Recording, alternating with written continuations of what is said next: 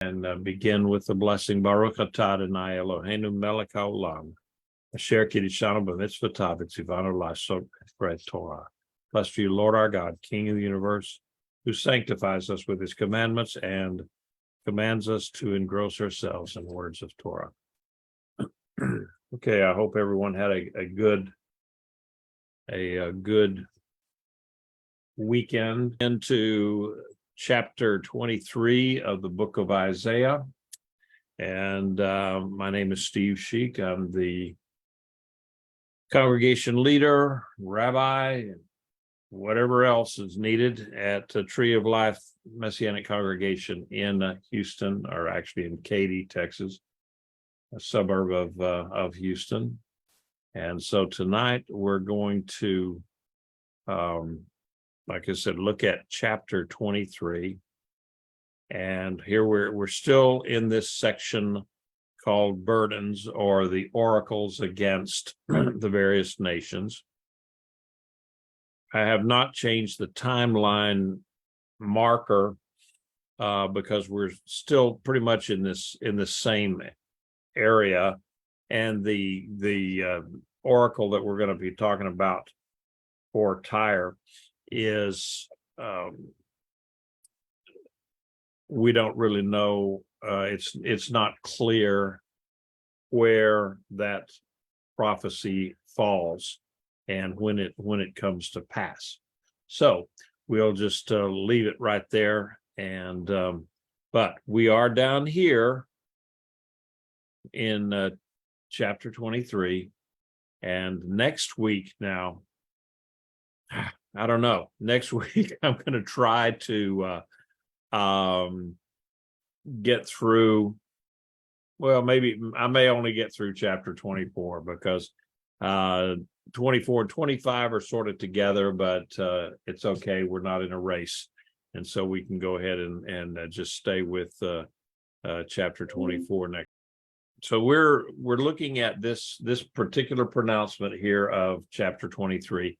Isaiah is concluding his judgments upon the nations. So, it's kind of a fitting conclusion because Babylon, of course, is the great city on the eastern edge of the world, and so that opened up this section of oracles, and so Tyre is on the extreme western side of the world, as for Israel anyway.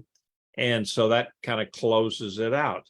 And there's a comparison then, of course, with Tyre and Babylon. So just as Babylon was described in general, universal tones, just more general than specific, so this one with Tyre. And so it's difficult to, like I said before, tie down or pin down the precise historical events, which chapter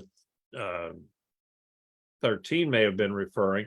So it's also with this chapter 23, that it's hard to actually pin it down to, okay, was this the invasion or the battle with Sennacherib or with Sargon, or with Alexander the Great, or whatever. And there's I think about 5 times that they were attacked. And so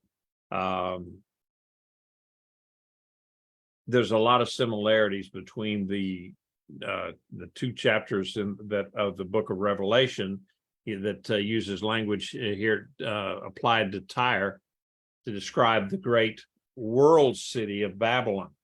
And so all of these factors lead to the conclusion that Tyre here, like Babylon, at the beginning, is being used in a general or a representative way, maybe not so much in just specifics. So if that's so, then what does Tyre represent? And I think what we have to look at is that this chapter makes it very clear that Tyre represents the central focus of it is on mercantile wealth, or commercial wealth, and just trade and business. So Tyre is it's one of the southernmost Phoenician cities, and at least, and until about the 5th century BCE, when Sidon began to replace her, it was the dominant city in that region. And so they were a city of commerce, and kind of like 2,000 years later, Spain and England were commercial entities, and so they were very, very wealthy because of that. So we know that Babylon's greatness lay in her glory and the achievements and her accomplishments and architecture, the sophistication and the culture and all that. And Tyre didn't have all of that, but they had just vast amounts of wealth and vast maritime contacts. So between the two of them, Babylon and Tyre, it can be summed up from east to west, or west to east, whichever way you're looking at me here. And that was basically the world of that day, the world that they thought was significant anyway. But Isaiah's response to all of this was, don't trust the nations of this world. They are not preeminent. They do not hold your destiny in their hands. All of the other nations, like you, Israel or Judah, are under the judgment of God, your God. So when you see this, see it this way, he's saying that the glory of the nations is nothing, the scheming of the nations is nothing, the wisdom of the nations, that's also nothing, and the vision, we talked about the vision of Judah before. Well, that was nothing. And then the wealth of the nations, this vast maritime wealth, also means nothing. Don't trust in the nations. And so I guess we could say that the same thing is true today, that alliances fail, and the only alliance that we can have that is trustworthy is when we trust in God for what we need. So and I think I'll sum up with that later on too, just to drive it home. All right, so like I had already said, that because of the general nature of this prophecy, it's very difficult to determine whether Isaiah had some specific event in mind. Tyre came under attack 5 times from Isaiah's time to 332, which was the last one, of course, was Alexander. Only Alexander was totally successful. He's the one that came up with a way of defeating the island structure of Tyre. Tyre had the island offshore, but it also had a lot of its commercial entities, and a lot of the city was on the mainland in Lebanon, but the fortress of Tyre was out on the island, and they'd just never taken the island before Alexander the Great came in. So he dismantled the onshore city, and then he took the stones from the buildings in the onshore city and built a causeway out to the fortress that was on the city of Tyre. And then he was, from that siege engines, he was able to tear down the wall, breach the walls, and there was the fall thereof was great, and a lot of people, they were just pretty much slaughtered. So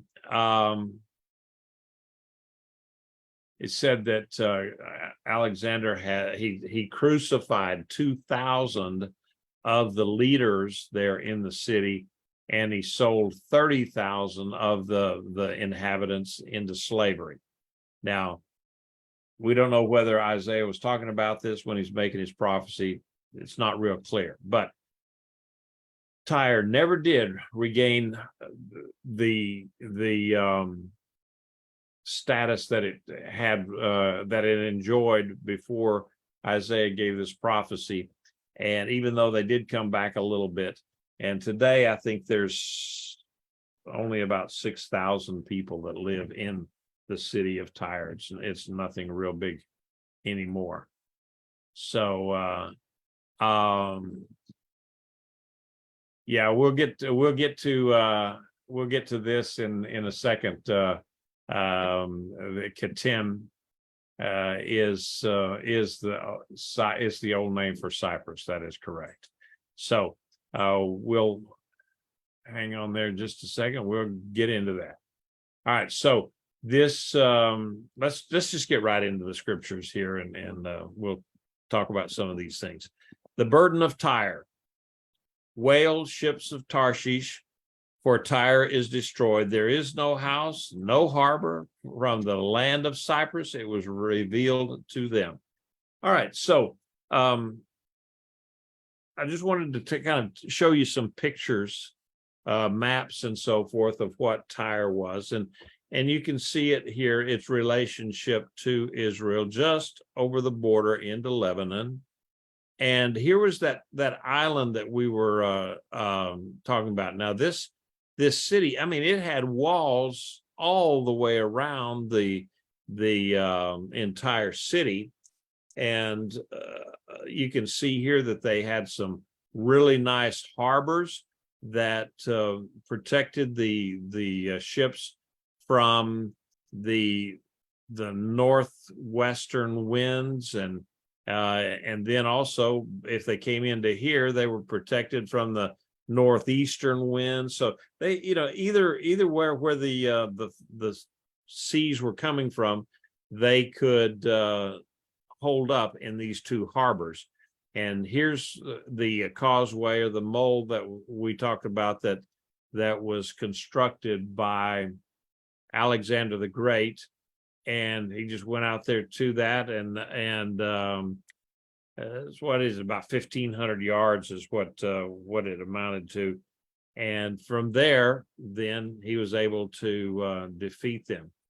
And Tyre was one of the wealthiest cities in the world, and you saw where it was composed of two islands and then the main city on shore. And so now Tarshish was a city over in Spain. I'll show you a map of that in a sec. And then Kittim is Cyprus. So Tyre represented commercial wealth and trade and business, but it too failed. So me being an old sailor, I am always interested in ships and so forth. And so here are a couple of pictures. Now, the one up on the left-hand side here, that was carved into a sarcophagus. And so that's just what one of them looked like. And also the here's a ship model of one. So I forgot what a sarcophagus was. it's a burial box. Oh yeah, that's right. Okay, yeah, you're right. Okay. And so that was a good model for it. And anyway, so here is this red thing over here on the left. That is where Tarshish was, just on on the Atlantic side of Straits of Gibraltar. And so great shipping area. And then on the other side of the Mediterranean, you have Cyprus, which is it was called Katim, and then the city that and I have no idea how to pronounce that, Kation, or I would imagine that's the way they would have pronounced it back then. Now, the whatever syllable you wanted to emphasize, that's up to you, I guess, because I couldn't find anybody that agreed with how to pronounce it. And if it was a K-A-T or C-A-T-I-O-N, it would be a cation. And so anyway, that was the city that they were talking about. And that was one of the major cities at that time. And you'll see it's got a little harbor there. Okay, so this I think that's pretty much all of the things that I wanted to say there for chapter 1 or verse 1. Any comments or questions there as to what we're talking about? Now, this is the only place that Tyre is actually, the name Tyre is referenced here, but since it is referenced here, and then all of the rest of the chapter just really amply describes it, so you could say then the rest of the chapter was Tyre, and just because they mentioned Sidon here, or Sidon, however they say it, it doesn't mean that it was against Tyre and Sidon. It was mostly just Tyre.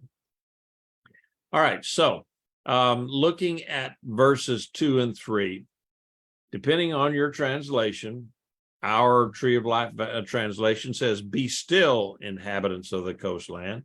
I think the King James Version says, "Mourn, inhabitants of the coastland. You merchants of Sidon, your messengers crossing the sea on many waters, the grain of Shihor, the harvest of the Nile, has her revenue and a marketplace of nations." Okay. So Isaiah directed the residents of the Phoenician coast there in Lebanon, including Sidon. Another and that one you saw in the map was just north of Tyre. It's just a few miles. It said to be silent and motionless, or perhaps to mourn, since Tyre had collapsed. And so Tyre had been the marketplace for the large wheat crops that came in from Egypt and then were distributed to other Mediterranean lands. And actually that did continue even up into the Roman era, that the ships came up from Egypt right along the coast to Lebanon, that area, and then from there they were shipped on out. But because the Egyptians, their boats, their shipbuilding capabilities and just their maritime capabilities were not nearly as well developed as were the Phoenicians. At that time, no one had better navigational skills and just seamanship skills. No one was better than the Phoenicians, the ones there on the Lebanese coast of Tyre and Sidon. So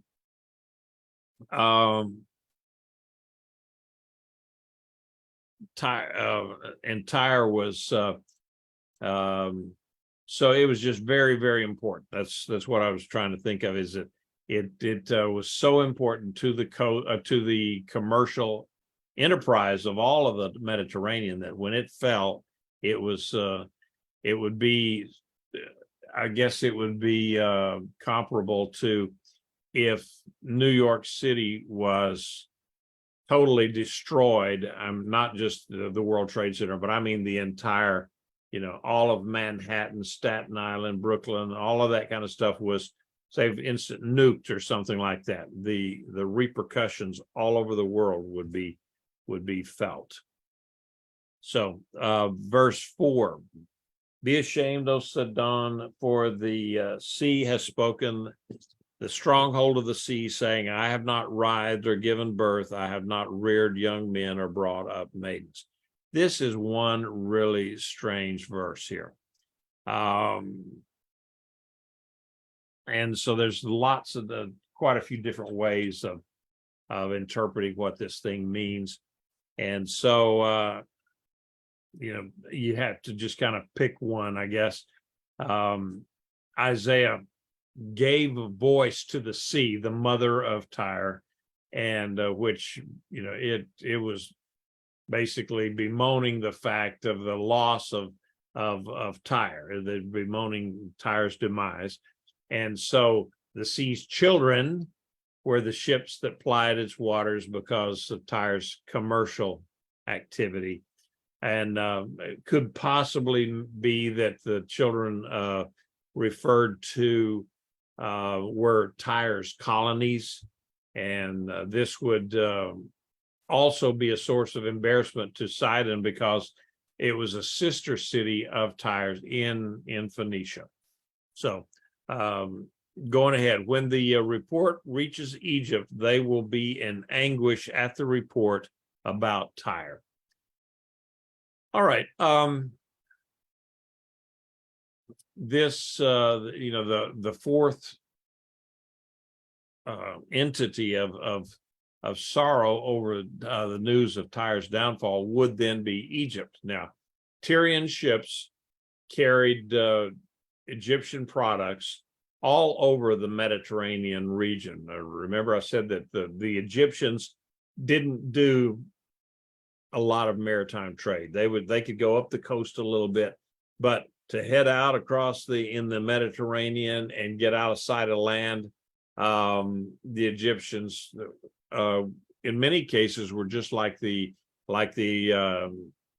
Israelites were. They did not have a maritime tradition, and so they looked at the Jewish people looked at the ocean as some place that was very foreign to them, and they didn't have a great maritime tradition.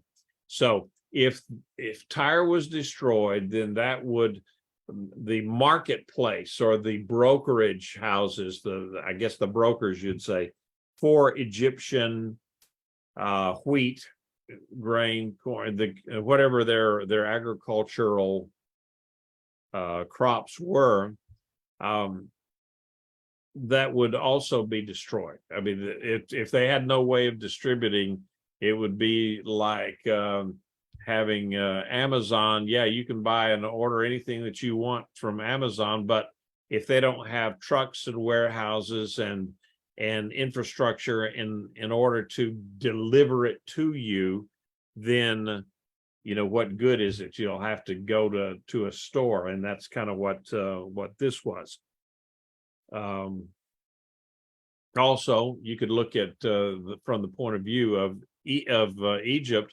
They look and see that Tyre was destroyed. If it's destroyed by Assyria, then it's not that far from Tyre on down the coast to Egypt, and the Egyptians were not equipped to stave off the onslaught of the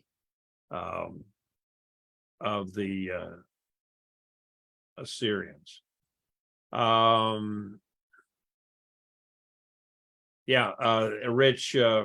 Rich did pull that up, that during Paul's time, the Phoenician ships and shipmasters were under contract, a Roman contract, to ship the wheat. And they were, that is true. They had a bunch of, they would do this, and then they would have armed guards on the ships so that there would be no piracy. And so during those times, you didn't see Jack Sparrow with his black pearl out there taking the Roman wheat. That would not have ended well for him. All right, so so these guys, these Phoenicians, the ship, the mariners there, they were, it was still 300 or 400 years later that Rome came to power. And who's the main sailors? Still the Phoenicians from Tyre side and that coast of Lebanon, and then their descendants that they had from the colonies that they had all over the place. So yeah, the Phoenicians held that that corner of the market for hundreds of years. All right, so 6 to 7. Cross over to Tarshish, wail, you inhabitants of the island. Is this your jubilant city, whose antiquity is from long ago, whose feet have taken her to settle in far off lands? All right, so Isaiah he's advising the people from Tyre to get out of Dodge. You got to leave, go to Tarshish. And because probably if they went there, some of their trading partners, they would already have established a relationship. They could pick up the pieces from there. And so, you can see that for basically centuries, Tyre had been a world power, not like an empire, but as a broker of international trade. And the ambitions of Tyre, of course, it was just a small island, small town. There were not political per se, to rule others, but it was totally commercial. They wanted to grow rich, and they did. And so because of this, Tyre became, or it symbolized just one aspect of what you'd say worldly endeavor. You could be a great empire with armies and all that kind of stuff, or you could be traders and make your wealth from that. And even with that, you would have to have some kind of enforcement, some kind of protection. But that, if you were wealthy enough, you could always buy that. So that's what the Tyrians did. So again, anytime you got a comment or question, jump in here, and we will address it the best I can. And so we know that the people of Tyre and Sidon they had colonies all over the world. They would send people out and establish trading outposts, I guess would be a good way of describing it. But then that way, once they get a toehold into a certain market, then they could develop that market. And really not that that innovative. We still do the same thing today. Try to work our way. Businesses will try to work their way into a particular market. So, all right. So who planned this against Tyre? The crowning city, whose merchants were princes, whose traders were the honored of earth. Adonai Svaot has planned it to defile the pride of all glory, to shame all the honored of earth. All right, so Isaiah actually, he answered his own question here. Why had Tyre been destroyed? When Tyre founded colonies, she set up rulers over those colonies. They would come in and set a trading post up, and it grew and grew and grew. So it ended up having, maybe almost like a city state. And so they would, whoever the guy that was left there in charge, they would give him a crown, and then kind of make him a prince or something like that, and royalty. And so people that did that, who got into that position, they were much less likely to rock the boat, because they wanted to stay with it. That was a good gig, and they didn't want to rock that. So that was a way of establishing their presence and keeping their presence. So what we find here is these princes and the honored of the earth, the various important people there who were actually just serving the needs and the ends of Tyre, and that's all you can say about it. So this ancient city of Tyre had tremendous power and influence, even though they didn't have big armies and all that kind of stuff. So going ahead here, and it's, like I said, Isaiah answered his own question. Who planned all this? Well, he said God did it. Adonai Svaot, the Lord of hosts, planned all of this. And why? Because he doesn't like proud, arrogant people and nations. And so he was basically just kind of bringing them back down off of their own little self-built pedestals, and basically judging them because they were so prideful and arrogant. All right. So anyhow, it's God opposes pride and those that seek to live without him. I think that's a lot of times what prideful people will do. They can do everything themselves. They don't rely on God. They don't feel like they need God for anything. And so that was one of the things. And we saw earlier where God was punishing people because of their pride and their haughty attitude. He just doesn't like it. Verse 10, where it says, overflow through your land like the Nile, O daughter of Tarshish. There is no restraint anymore. All right, so this is pretty simple. Tarshish could now expand freely because why? Because the trading entities that were Tyre no longer exist. So there's a trade vacuum there.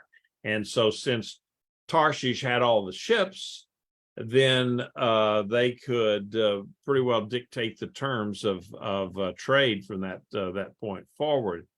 And it was just like Isaiah compared it to the Nile coming in and flooding a lot of Egypt, and then it recedes. But that was the way that the crops, their farmland, was watered and also fertilized with the water that came from the Nile. Right. Verse 11 and 12. His hand was stretched out over the sea. He has shaken the kingdoms. Adonai has given a commandment concerning Canaan to destroy its strongholds. He said, you will exult no more, O crushed virgin daughter of Sidon. Arise, cross over to Cyprus, even there you will have no rest. Okay, so I think what we can see here is the Lord had stretched out his hand over the sea and over the commerce in judgment.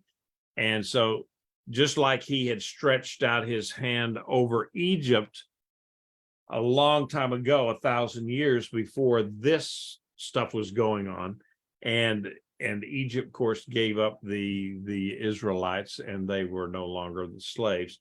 So the sea was also God's province. It was his backyard, so to say. Remember, he made it, and so that was his ocean and not Tyre's, regardless of what the Tyrians might have thought.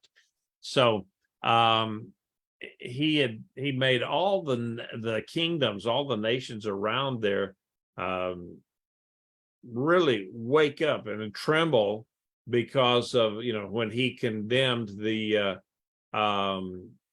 whole Canaanite region to judgment. When the Israelites came out of Egypt, and he put Canaan under judgment, told Israel to get rid of them all, drive them out or kill them, because their religious practices were so bad to the Lord. They were so malodorous. They stunk. Okay. And God had had enough of it. And he says, these people are so immoral, and we'll let them be under judgment, kind of like what he did with the earth under the flood, because the people were so immoral. And so these Isaiah is telling the people from Tyre and Sidon, the coastal cities and all the coast there, that nowhere in these towns would they have joy or peace or security and contentment. And so that he's saying their residents, the people that live there, should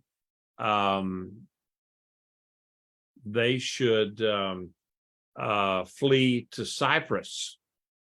And if you remember back, it was Cyprus or Tarshish or just about anywhere else that they wanted to go. But no matter where it was that they decided to go, they're not going to be able to find rest, because even in Cyprus, or as far away as Tarshish, the people would not be able to escape the coming judgment, the coming wrath that was going to be poured out on the Middle East. So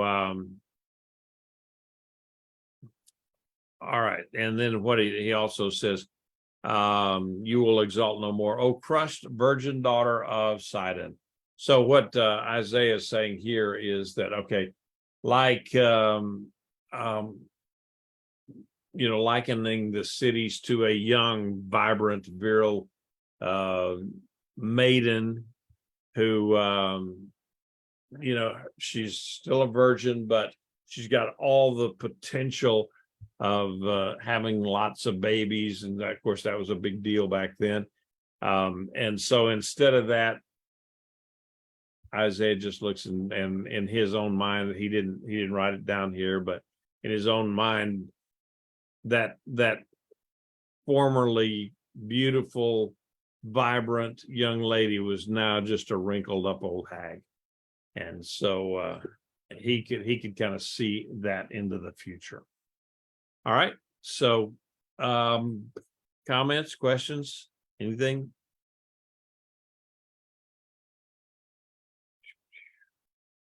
All right. So look, the land of the Chaldeans. This is the land. This is the people who no longer exist. Assyria set it up for desert animals. They set up their siege towers. They stripped its palaces. They made it a ruin. All right. So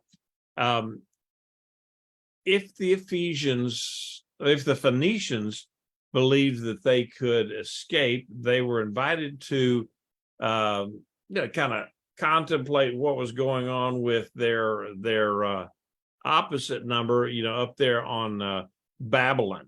At this point that Isaiah is talking here, Assyria had almost exterminated Babylon.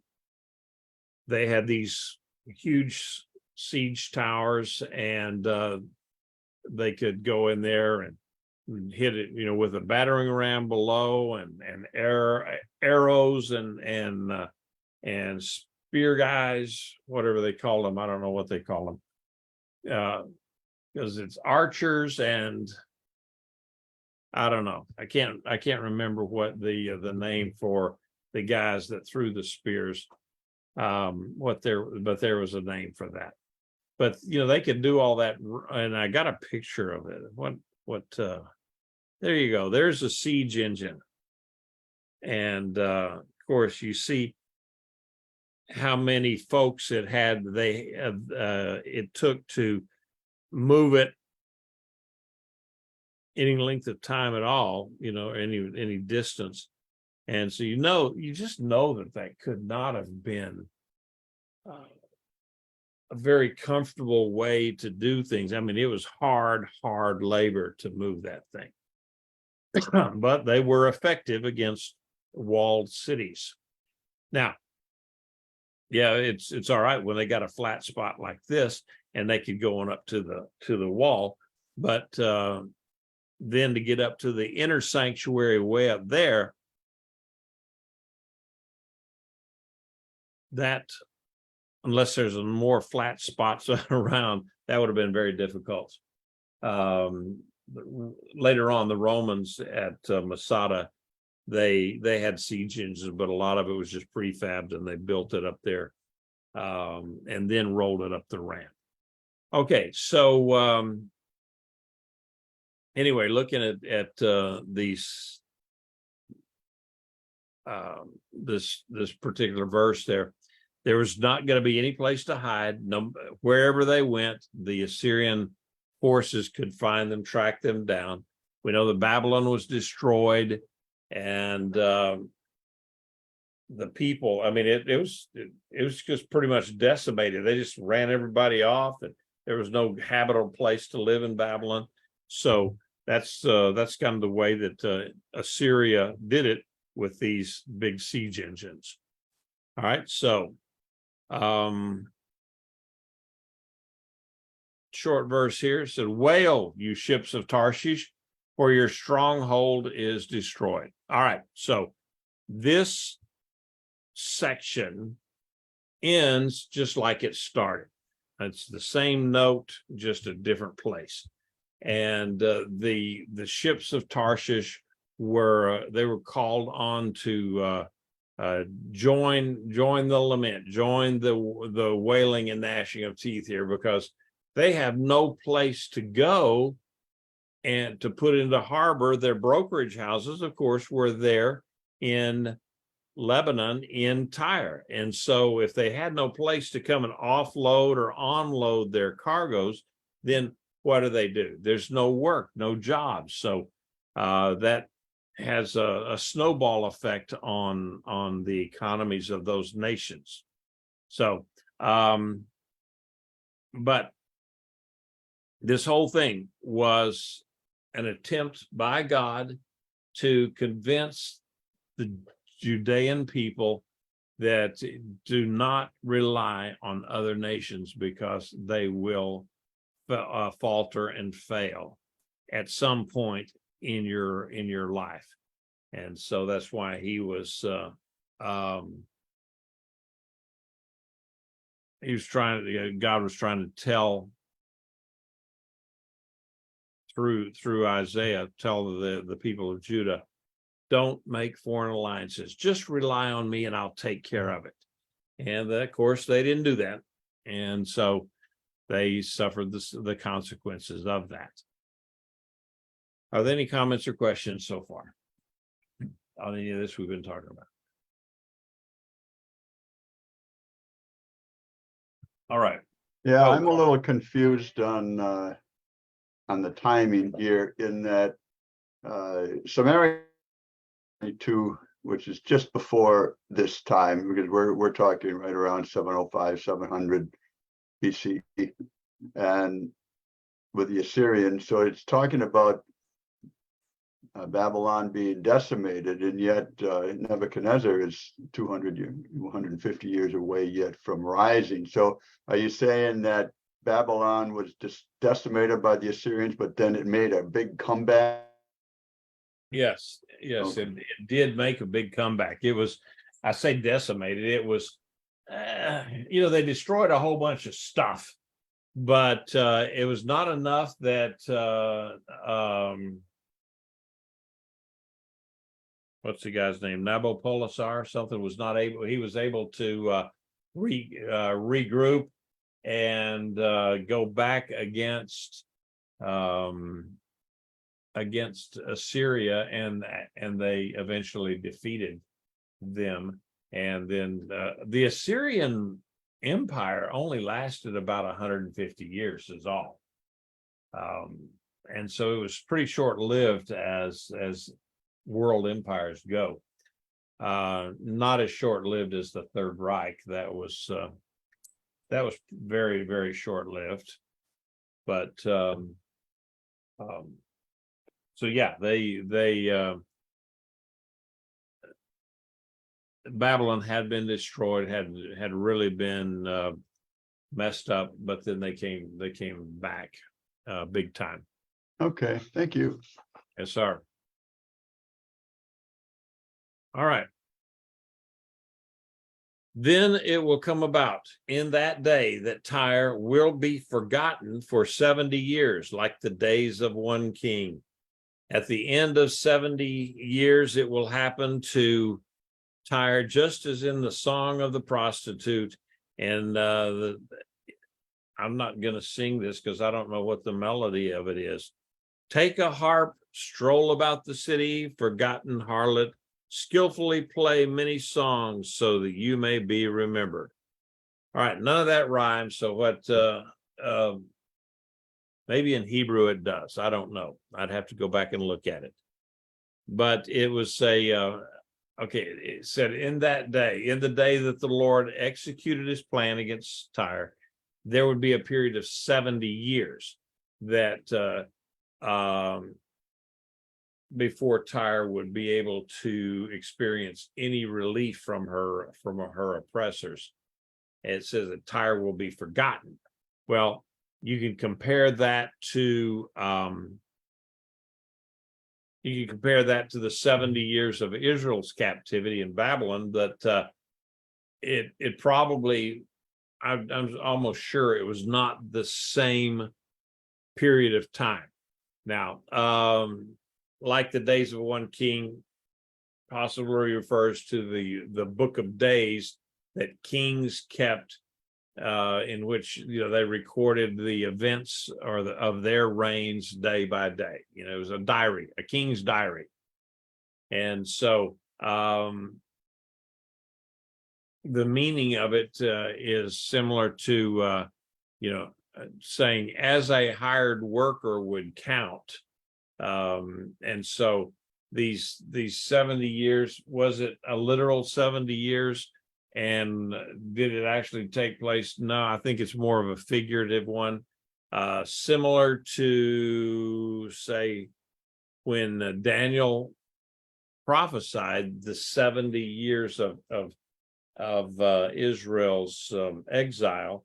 Now that was 70 years on the, pretty much on the button.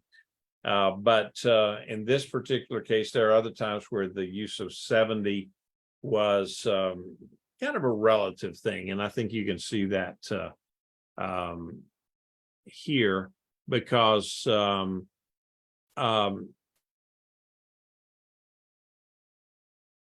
Tyre did experience a period of peace after Sennacherib came through in 701 BCE. And so then during the next 70 years, Assyria was in decline, and they didn't really pay much attention to Tyre. So, and that's one view. Then there's another view that in the 70 years followed, that the 70 years followed Nebuchadnezzar's invasion. Then a third view is that the 70 years are the same as those of the Babylonian captivity of Israel. And then the fourth interpretation is that the 70 is just kind of a round number that indicates that there would be an extended or a long period of time. So anyway, no matter how you look at it, this is just not an easy thing to try to figure out. And the Tyre was referred to as a prostitute, and in Revelation, it talks about the great whore Babylon. And so I think we're talking about bookends here. The idea that the Tyrians would prostitute themselves. They would basically do anything for gain. Any immoral act, they would do that for gain. And so we do see that after a while, Tyre would regain some portion of its former wealth and power. All right. So, but it was, the 70 was more kind of like a general term, I believe, not a literal 70 years. I may be wrong on that. It's just hard to pin these things down. All right, so verse 17, then it will come about after the end of 70 years that Adonai will take note of Tyre. She will return to her trade and will prostitute herself with all the kingdoms of the world on the face of the earth. So at the end of the 40 years, God's going to restore Tyre to her former position or station in life, and basically playing the materialistic harlot among the nations. Anything goes, any kind of whatever. Let's see, what would be a good word? That they could lie, cheat, and steal as long as it was business related. Now, that's not really true, and but what it's saying is that in the end, Tyre was going to be able to come back and still be a legitimate, if unauthorized, a legitimate, if immoral kind of trader. You could. They're not going to jail for anything, but that's just because when they got caught, they got off. And so here, what they're trying to say is that Tyre would regain some level of success, but not back to where they had it before. So, and like we've already explained several times, the dates on this stuff are really inconclusive. They're just all over the place. And so we just don't know. All right. Verse 18, last one in the chapter. Yet her profit and her wages will be set apart to Adonai. They will not be stored up nor or hoarded, for her profit will be for those who dwell in the presence of Adonai, as ample food and as fine clothing. All right, so her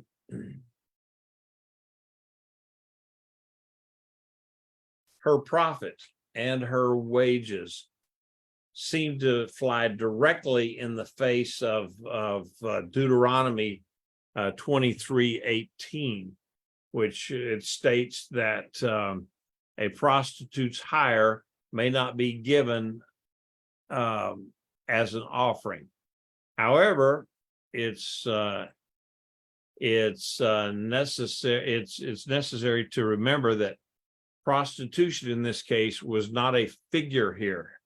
There's really nothing intrinsically immoral about trade or business. Now, there is something intrinsically immoral about prostitution, but we're not looking at that tonight. So, as one commentator put it, Tyre now stands in relation to Jerusalem as her colonies once stood to Tyre. The wealth flows to the mother city, Jerusalem, and it's set apart for God's use, and he chooses to give it to his own, his royal priesthood. So, yeah, that was a good one, Rich. I just now read that. The end of Isaiah 23:12 reminds me of Isaiah 57:20. No rest for the wicked. Yep. But then I think there's another one that no rest for the wicked, and I think that some people will say there's no rest for the weary, and then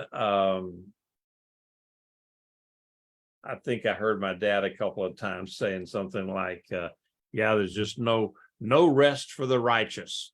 And so that's one of those Bible verses that have actually been kind of ingrained in in our culture and our lives. So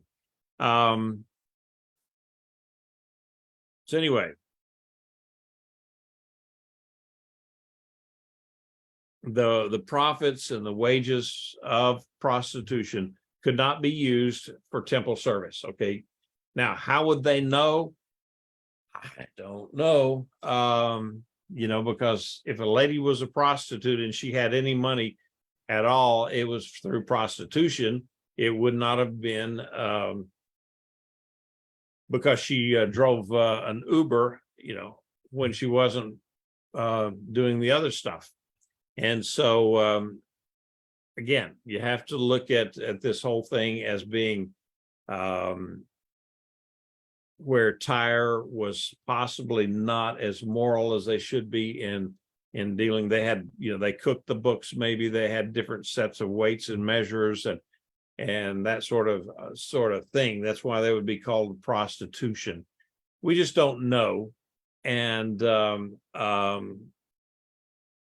because there is nothing that is, how would you say, that's just intrinsically sinful or immoral about business and trade and economics and But when that sort of thing.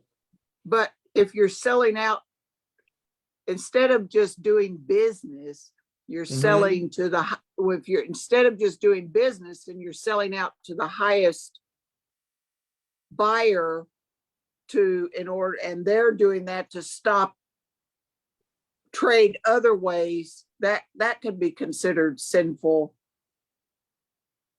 I suppose it could. It's just maybe not so much sinful as it is just it could be made Unethical. Unethical. Yeah. But there again, that's what if you got a business and you have shareholders, your job is to maximize your shareholders' benefit, and so where do you draw the line in some of that you would have? There's going to be times where in business you have a choice to make, and so I think what they're saying here is that no matter what, what you may say about the Tyrians, they're going to go back to their cheating ways, and that's just the way it is. So I think the bottom line on all of this, I've already alluded to it at the beginning of the class, is that the glory of the nations, in like Babylon, the scheming of say the Philistines and so forth, the wisdom that would have been the Syrians and so forth, or the vision of Israel, they had the vision, or now the wealth of Tyre. Certainly the Tyre could have underwritten a pretty good sized battle against Assyria, but they didn't do that. They're not going to use up their money for that. Only God could have saved Israel, and yet they gave it all up. They said, "No, we're wanting to hire somebody that we can put our hands on and see how big and strong and muscular they are, and not to do what God was kept telling them to do." Says, just call on me and I'll be there. And so they never did that, and it's a shame, because had they done that, the world might have been a whole lot different place even today.